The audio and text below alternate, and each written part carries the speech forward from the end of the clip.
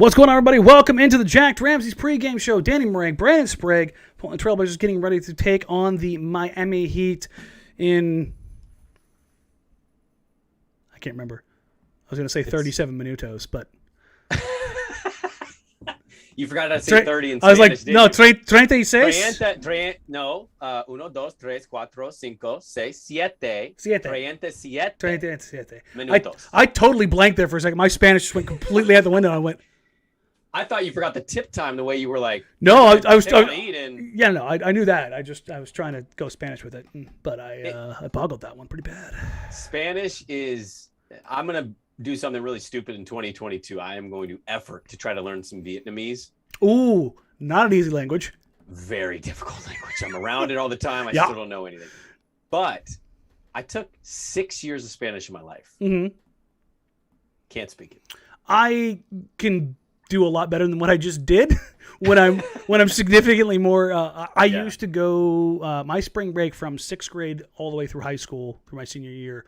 I spent 2+ weeks in Mexico every year working at an orphanage. Oh, wow. Yeah. And so I was around it a ton. I grew up in LA. I used to make runs to TJ all the time.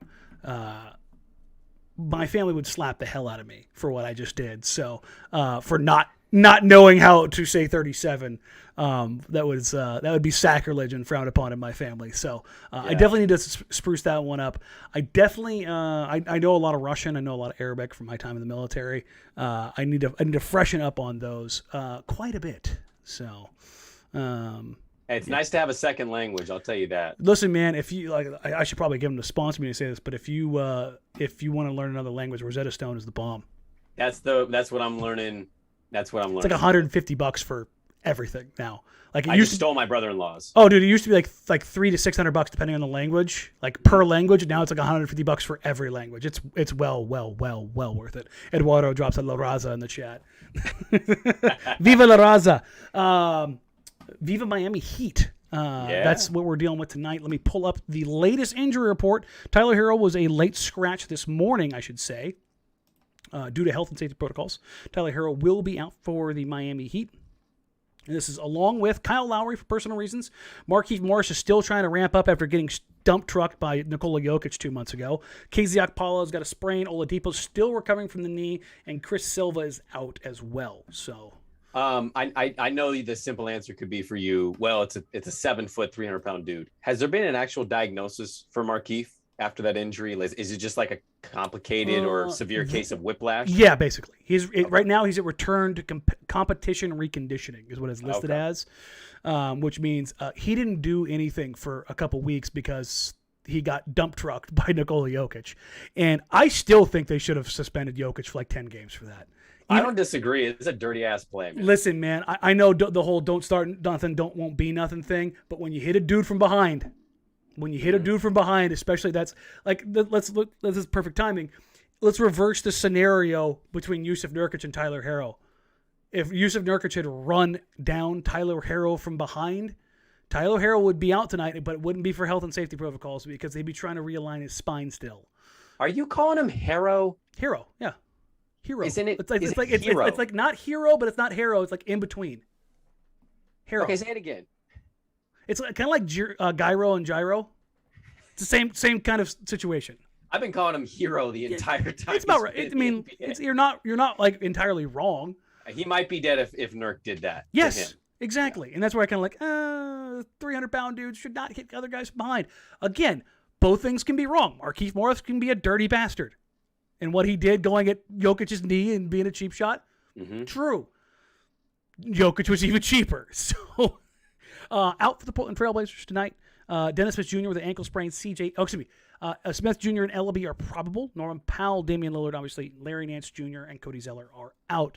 I want to touch on Larry Nance here real quick because nobody has said anything locally. But if anybody listened to Wendy on the Hoop Collective the other day, remind me, Brandon, how did Brian Windhorst get into covering basketball? LeBron James. What city did LeBron James famously play for when he got into the NBA? Cleveland. So, what team did Larry Nance Jr. come from? Cleveland. Okay, so let's draw that line and bring it full circle. Where do you think Brian Windhorst got the information about Larry Nance Jr. having a bone bruise and probably being out for over a month. Larry Nance Jr. Tie it all together, folks. Put the bow on it. It's not just knee inflammation. He's got a bone bruise, and it's going to take a little while for it to kind of come together. That's what it appears to be the situation. And which, I mean, let's be honest, that tracks for the Portland Trailblazers and every single thing when it comes to their stupid inability to just say what's wrong. Mm-hmm. The Bill Belichickian crap just sends me through the freaking moon, man. Stop! Nobody's adjusting their game plan at the last second because somebody may or may not. It's basketball. It's 82 games. In the NFL, sure. Whatever. Even then, I don't think it's that big of a deal. I feel like in the NFL, injuries are treated in such a weird way where it's like, oh, that dude's got a foot injury. I think most of these teams are kind of...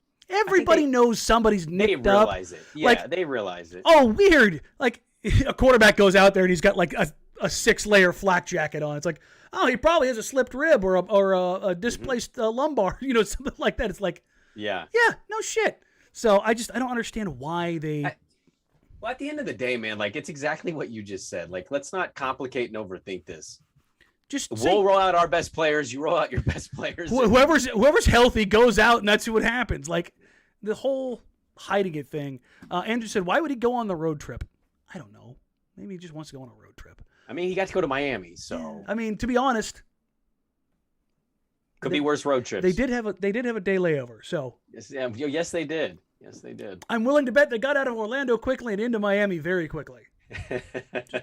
Judging by CJ McCollum's 8:00 in the morning picture from the pool. Oh my Lord. Oh my Lord. That picture, like, you know what? CJ's had a tough time. Just pissing rain outside, right? I know. When I saw that picture, I was freezing my ass off in Portland. And I'm like, screw this dude. He's poolside and sunshine. Come on. Yeah, just the dumbest possible way to put that up. But listen, shout out everybody who's, they make their time free in Florida and Miami. So, one of these days, I'll talk about some stories that I've heard of multiple teams in multiple Florida cities, and things that have happened that have led to absolutely horrendous losses by those teams that same night or the night after. It's very similar to the LA thing. Remember we talked about LA nightlife, undefeated, baby. Yep. Undefeated. Yep. All right, let's get into it, though. The Portland Trailblazers obviously are taking on the Miami Heat. What to watch for tonight, Brandon, is the Blazers take on the Heat. I'm honestly kind of pissed off in a basketball sense. Mm-hmm. Kyle Lowry's not playing. I wanted to see how Anfernee Simons dealt with Lowry. Like, that was something I really wanted to see. Lowry and Butler at the point of attack against Ant and CJ was going to present a problem. Ant, to be honest, he struggled with Lowry before he got ejected right before halftime in their meeting in Portland. Dumbest ejection ever, by the way. Very, very high up the list of just plain stupidity. Yeah. But the second Lowry was tossed, Ant went on a heater. Mm-hmm. And it was like, oh. Number one, Kyle Lowry is that dude, 100%.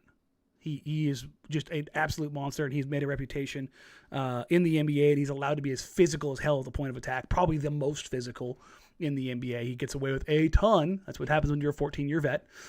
Jimmy Butler's also right there. So it was going to be really interesting to see how Ant handled that, especially coming off of the game against Orlando where Ant kind of sat back and just kind of did his thing. You were going to have to be more aggressive tonight because Kyle Lowry wasn't going to just let you do what you wanted to do. Well, the Lowry, that was an interesting game too, because remember, Miami was up pretty good, and they were about to really bury Portland, and you could argue they had already kind of done that. And then he gets ejected, and suddenly Anfernee Simons just goes insane, and they ended up making that a game kind of late. And then the Nurkic hero stuff happened. I'm actually really looking forward to tonight. I get what you mean from a basketball sense, like Lowry versus Ant and the challenge that is. But I'm excited because I'm speaking a little out of pocket on this. I have a feeling Anfernee Simons is not necessarily the nightlife guy. I will tell you right now, he is not. Okay. Is a shot in the dark guess. So he might be one of the few on this team that benefits from getting to Miami, admiring the weather, and then saying, I'm going to go eat dinner and then go to bed. You know what I mean? Like, if you told me that's what Anfernee Simons did, I wouldn't be shocked. I think he's going to have a big night. Probably bought the PlayStation with him on the trip, I'll be honest. Which is great. I mean, that if you're a young player and you're looking for a contract and you want to keep playing really good basketball, why go to a club and ruin everything? Yeah, have tunnel vision. Straight and narrow, baby. I'm looking forward to, though, to counter what you're saying. I am looking forward to the few possessions we're going to get when Jimmy guards him. Because that's going to happen. It's going to happen. There's going to be some switches. Point. And the other interesting part about this is the Heat are very aggressive and they change up their schemes. I guarantee you, Eric Spoelstra's like, we're going to string that pick and roll out a little bit. And they're going to trap with Jimmy Butler and Bam Adebayo. And they're going to take away the first read. Mm-hmm. They are not... I would be willing to wager a pretty significant amount of money that they're going to take away Ant's first read on that trap, and they're going to sag into Jusuf Nurkic on the roll and make Ant throw either out and away from the pick and roll coverage or throw a skip pass across court, which he has done, but he's still not a precision or pinpoint passer, particularly on the move. Right. And they're going to make things uncomfortable for him. They're going to take away immediate reads and force him, much like taking away a quarterback's favorite target. They're going to say, hey, I'm going to take away that underneath. Like, I know you want to go to Devontae Adams on the drag route, Aaron Rodgers. I'm going to make you get to your second, third reads further down the field. And the same thing in basketball. I'm going to take away that short roll coverage for Jusuf Nurkic and play away from that and force you to swing that 35, 40-footer the opposite way to either force a turnover by kind of baiting you into it or forcing you to make a bad pass. I think one of my favorite things about Spo is, and not to say other coaches don't do it, but Spo is, I think, one of the best of learning and adjusting. Mm-hmm. And I think watching game 2 after seeing what Ant is capable of doing without Kyle Lowry, I think that's a fascinating thing to kind of watch over throughout this game. Is Ant able to get to his spots and get those same looks that he got?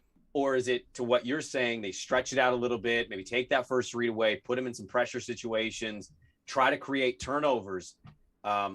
This is going to be a real interesting night for this team because they're going to really look to Ant to get some buckets. And that's part of what we'll get to a jacked up line of the night. Like, I just worry that they may take a few too many buckets away from Ant. And I kind of look around and I go, well, is CJ really going to play enough minutes to balance that out? You know what I mean? Like, what's Nurk going to give this team tonight? Because Bam is an active big who can be really aggressive and frustrating at times. Play every single coverage. Yeah, I think looking at kind of the surrounding pieces of Portland, assuming that Spo kind of tries to slow down Ant, it's fascinating in terms of just, can they compete with this Miami team? The other part of this is there's another young guy who's going to have an opportunity here in Nasir Little, and he's going to get the primary assignment on Jimmy Butler. Yes, he is. This is the game, and you and I have kind of talked about this when it became pretty clear that Ant and Nas were going to get minutes coming forward. I sent up the signal flare to a lot of guys I respect in the NBA that basically the gist of it was, how many games and in what situations do you need to see for you to believe in Anfernee Simons? And not in the sense of like, is he a good player? I think most people who cover the league or are active in the league or work in the league know Anfernee Simons can be a dude. And this is that whole conversation of a dude versus the dude. And one of the things that I got back was, hey, they're going on that 6-game road trip. Let's see how he does on that 6-game road trip when he's away from home and things are a little bit different. But particularly as he goes and takes on a team like Miami and then again in Toronto, where you've got probably the two best coaches when it comes to in-season adjustments. Well, Toronto blew that game against Portland earlier this year. Remember that game? They did. But they've got both teams have a bevy of 6'7", 6'8" dudes that can cause a lot of problems, and in game they will make a ton of adjustments, and they will have guys on scouting reports that adjust. Mm-hmm. And so you've got Spo and you've got Nurse on the same trip. I don't know how much Ime is really going to do a ton of in-game adjustments, but they do have some length, obviously, right, with Tatum and Brown and Grant Williams and Langford. They've got some guys who can do some things. But I really, really, really want to see how Ant and Nas do on both sides, because they're going to hunt those guys. Yeah, on both sides of the ball. And to be honest, they're going to hunt Jusuf Nurkic and bring him in pick and roll coverage above the 3-point line. But we kind of know what Nurk is in that. Like, if he's really engaged, he can be disruptive. Yeah. If he forgets to get back, he's going to get torched. Like, those are kind of the pendulum swings between those two. Yeah. But the big thing for me is, how does that chess match play out? And I'm not talking about really between Spo and Chauncey, but really Spo and Ant and Nas. Like, Spo's going to throw these things at you. How does your in-game reaction come without Chauncey going, and calling you over and run this play? I want to see what your feel looks like. That's a big point of emphasis, more than win or loss tonight for me, for those two young guys. Well, and I would say tonight is a class session for Nasir Little. Mm-hmm. I mean, he gets to go against one of the premier wings in the NBA right now, one of the toughest dudes to defend and that can lock you down. And so I think there's a learning curve for Nas tonight. Now, how does he respond to that? What kind of looks does he get? What kind of things does he end up seeing? Tendencies maybe from, but like, does he pick some of that stuff up? I'm not telling you that Nas is going to go out there and score 15 to 20 points, but when you get to go against Bulldogs like Jimmy Butler, you got to imagine just guys like Nasir Little kind of light up about that, right? It's one thing to already be playing in the league and starting and getting these minutes. It's another to go against Jimmy Butler. Like, this is a huge opportunity for a young player like Nas. And whatever he does statistically, okay, but like, does he feel confident? Does he feel like he can go at this dude? And that's part of the growth that we have talked about with both of these guys. Dimitri says, I don't remember the last time the Blazers won a game in Miami. And actually, they won last year. They beat Miami 125-122. They lost the two games before that, 111-122, and then 111-120. Kind of I don't remember that game at all last year. Yeah, I was curious. I was like, how did that look like? And it was a game that Portland they put some points up, ladies and gentlemen. Good Lord. That was COVID basketball too. Did Miami have a crowd at this point? No. Okay. But before that, you had those two losses. Then you had Portland with two wins, both in 2017, in March of 2017, then in the 2017 season to start later that year. And before that, they had 4 straight losses in Miami. And those are the ones that I remember very clearly. Mm-hmm. There was a particular one that there were outside factors that contributed to that, possibly Evan Turner's birthday party. That may or may not have been a problem, along with Zach Collins' 21st birthday in New York like 3 days later. An Evan Turner birthday party is still on my bucket list. Oh, if there's anybody in the NBA you wanted to party with when they were active, it was Evan Turner. Oh, it's Evan Turner. Yeah. But still one of my favorite quotes of all time. This is not how you treat a former first place team in the West when they got stuck in the elevator. Just that video will still just ring true for me over and over and over. It's going to be really, really interesting to see how this game plays out and then what the next 3 looks like, because this first 3, we kind of knew it was going to come. You knew Denver was going to, as long as they were remotely cared, they were going to wax this team. They just didn't have an answer. Washington, not a good team. Kuzma had weirdly a horrid night after he had been on an absolute tear. He came out and kicked the ever-living crap out of Joel Embiid and the 76ers the next game. The Magic are the worst team in the league. Yep. Like, hands down. And they look like it. They look like it. Like, watching the Rockets and watching the Pistons games, you're like, yeah, those are bad teams. But like the Magic, they just have no clue. They're just throwing stuff out there. Right.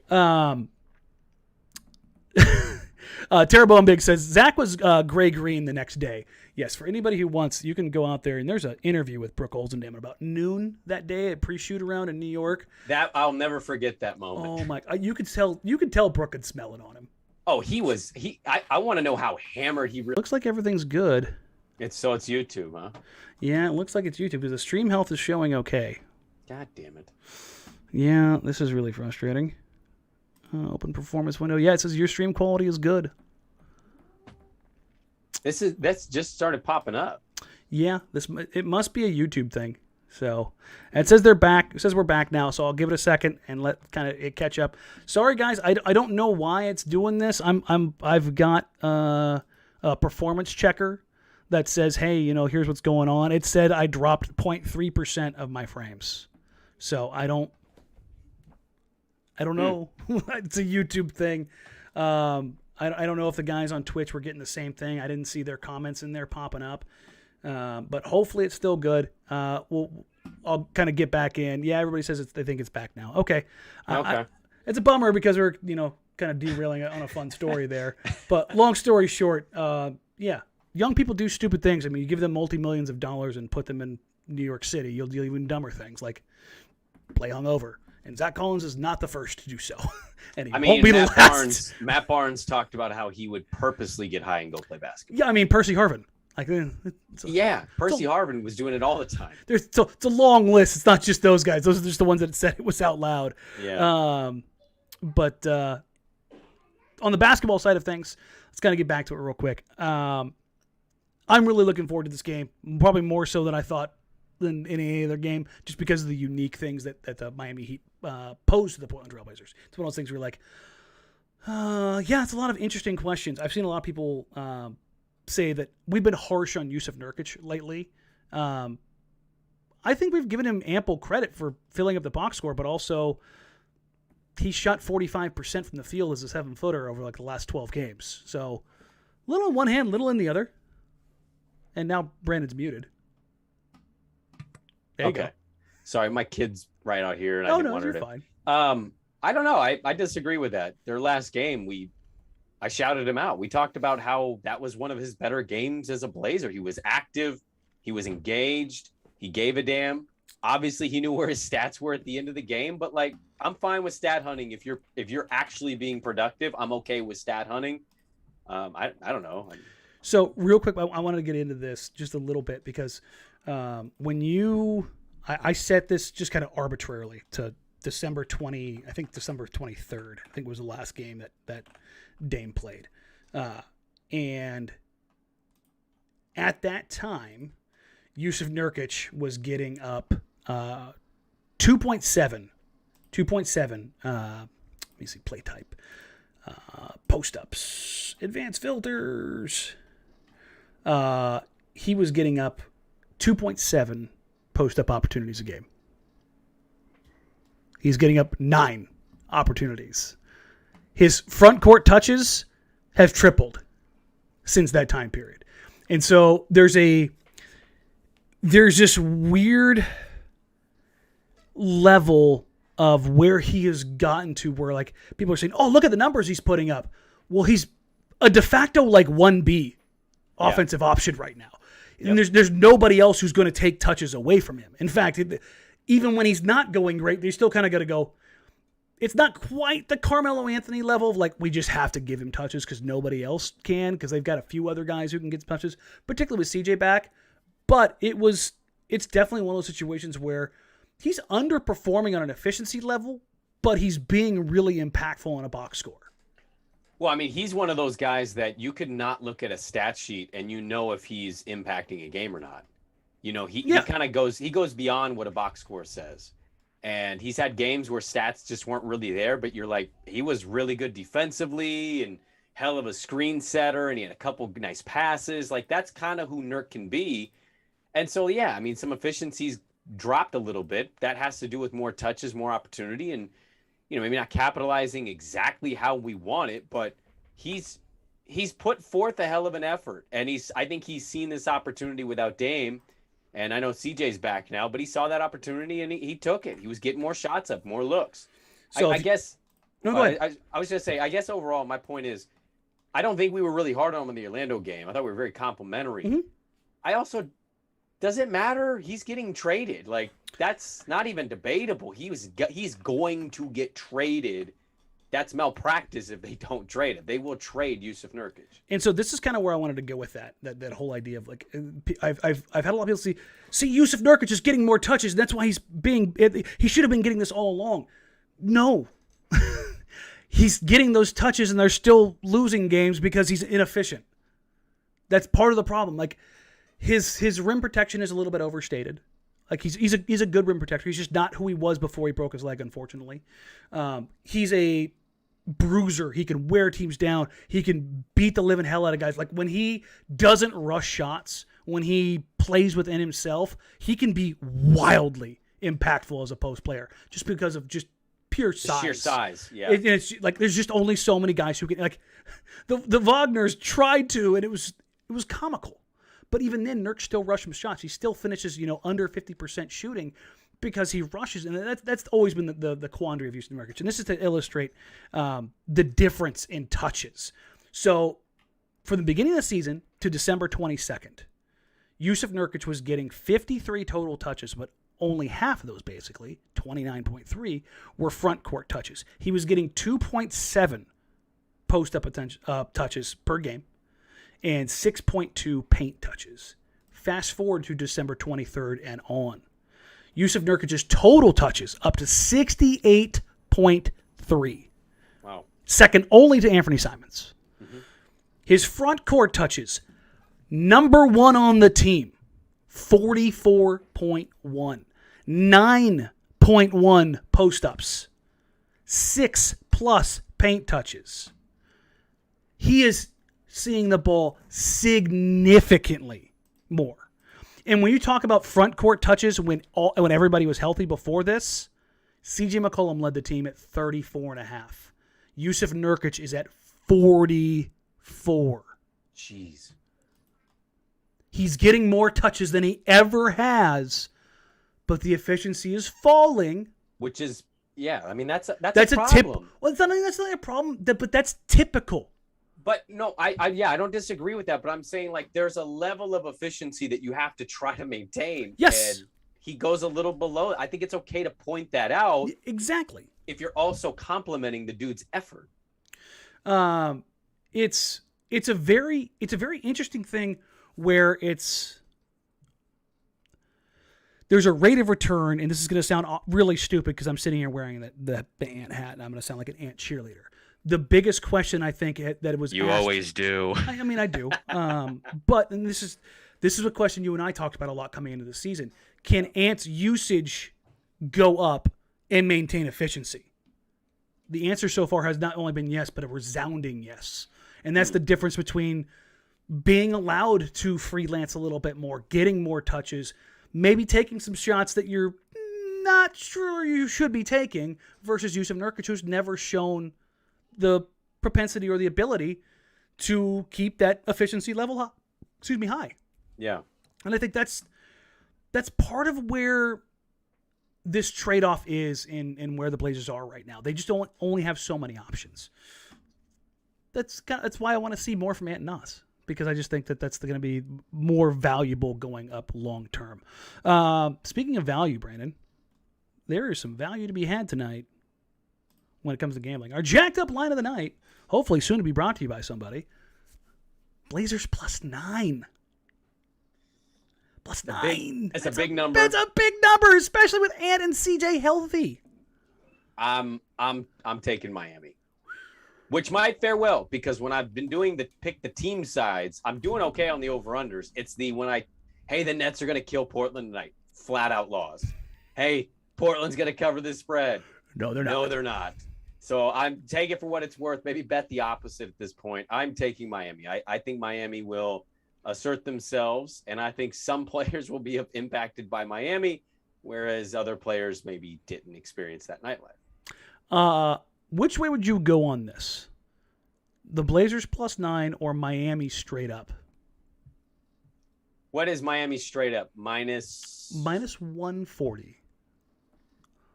And, Portland straight up is +330, so they've got the books cooked pretty heavy for Portland. I would probably go. I don't know, if I'm laying a decent chunk of change, I'm going Miami money line. Yeah, okay. Because even at 140 value, like that's okay.